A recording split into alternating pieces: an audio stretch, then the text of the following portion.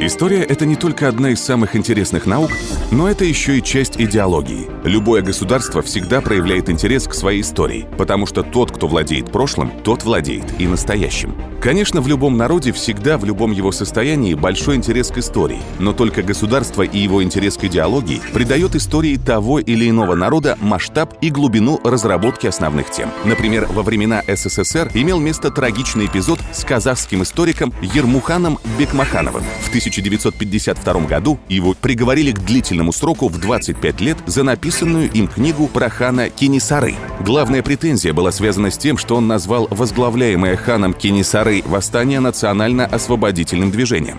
Бекмаханов был освобожден в 1954 году, но арест историка за написанную им книгу и 25-летний срок до сих пор поражают воображение. После приобретения независимости Казахстана среди прочих задач в том числе была поставлена задача формирования государственной идеологии. Это было очень важно для многонационального общества в не самый простой период его истории.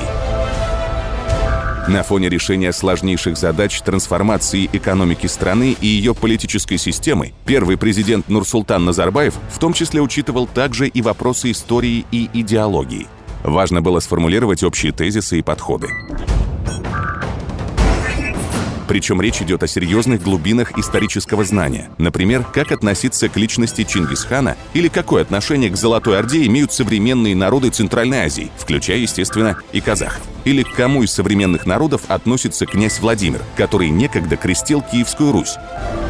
Все это вопросы, которые пока еще окончательно не стали уделом историков, которые работают в своих кабинетах. Они живут в современном общественном мнении и очень часто присутствуют в политике. В 1999 году первый президент Казахстана Нурсултан Назарбаев выпустил книгу «В потоке истории». В ней были сформулированы простые и вечные вопросы: кто мы и откуда.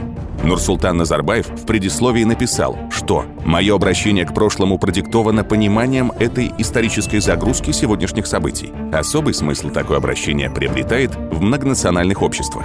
Позволю себе несколько механический, но ясный образ. Мы строим полиэтническое государство с равными правами и возможностями для всех.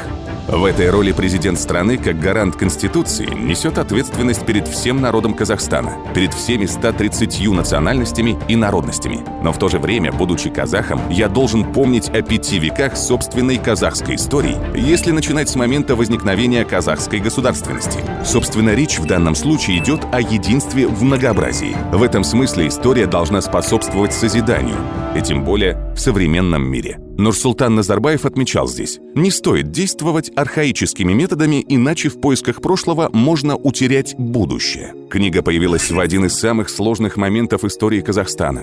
В самый разгар финансового кризиса в Азии, в тот момент, когда цена на нефть была $10 за баррель. Понятно, что острых моментов хватало и внутри Казахстана, и вокруг него. В 2012 году Нурсултан Назарбаев презентовал программу развития страны «Стратегия 2050». В рамках этой программы была предложена идея «Мангелик-Ель». Среди многих других моментов в этой идее говорилось о бережном отношении к общему историческому наследию, а также о приумножении культурного многообразия народов Казахстана. Қазақстан 2050 стратегиясы осынау мәңгілік жолдағы буындар бірлігінің, ұрпақтар сабақтастығының көрінісі. Тәуелсіз елді өз қолыменен құрған буыннан бастаған ұлы істерді кейінгі ұрпақтың лайықты жалғастырғанына кәміл сенемін. Бабалардың ерлігі, бүгінгі буынның ерен істері және жас ұрпақтың жасампаздығы арасында сабақтастық болса ғана біз мәңгілік ел боламыз. Конечно, в данном случае очевидна ассоциация с вечным элем древних тюрков, которые в короткое время создали свое государство на пространствах от Монголии и Северного Китая до Крыма и Кавказа. Это была кочевая империя, с которой своим происхождением связаны многие современные тюркские народы, в том числе и казахи. Из всех этих народов казахи остались самым многочисленным. Они населяют сегодня степные пространства от Волги до Западной Монголии. Казахстан – самое крупное государство, созданное бывшими номадами, которое при этом весьма активное и динамично развивающееся. Поэтому обращение к образу тюрков и тюркского каганата в этой ситуации вполне логично. В этой связи обращение к образу древних тюрков и тюркского каганата отражало стремление Казахстана к масштабности, но в то же время и некоторой сдержанности и нейтральности в создании исторической идеологии. Кроме того, древние тюрки не только завоевали степи Евразии, они способствовали созданию главных транспортных коридоров древности. Великий Шелковый путь во многом создан именно их усилиями.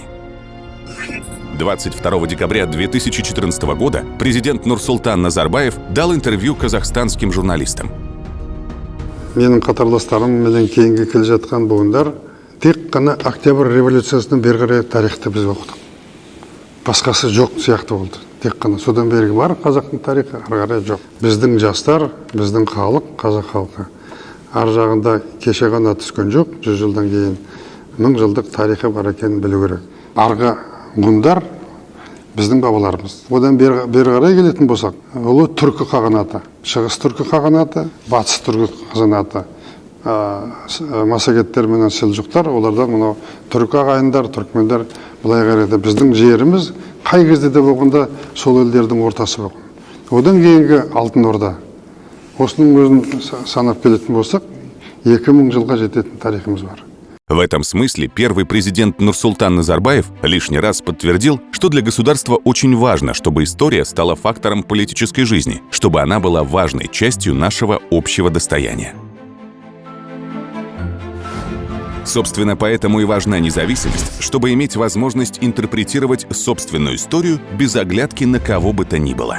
В современном мире история – это часть идентичности. Очень часто ее называют исторической политикой. Без всякого сомнения, казахская история в ее государственном понимании развернута в будущее. И в этом огромная роль Нурсултана Назарбаева.